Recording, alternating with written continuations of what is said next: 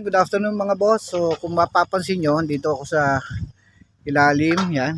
Ito yung ating mga natapos na riprap. So dito naman, continuously, kung mapapansin nyo, sobrang lapit na po yung ating lupa. Dahil yung mga naitulak nila, andito na siya. So mean to say, mga boss, konti na lang yung ating magagamit siguro dito na cross rack.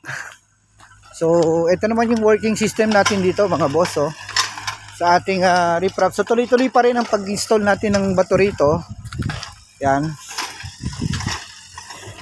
Although napalapit na ulit yung bato natin, dito ilalagay. So, continuous yung pag-install. Yan, good afternoon mga boss. So, doon naman sa kabila. Yan. So, tuloy-tuloy lang din ang pag-trabaho natin dito. Continuously. So ito meron na siyang installation ng stone. And after that may konti pa natira. So may purpose tayo dyan.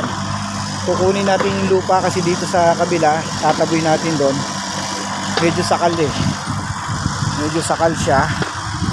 Yan, so palalawakin natin ng konti yan. So dito, yan, naka-install na tayo ng bato. So after that, bubuhusan na natin to.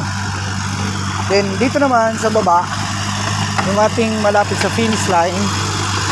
So mula kaninang umaga as of today, so continuous tayo. Yan.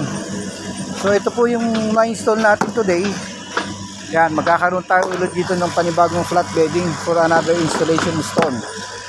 Yan, so ito po na yung ating kaganapan for today. So ito naman, nagawa na natin yung kanal na yan. Diretso na. Wala na tayong magiging problema.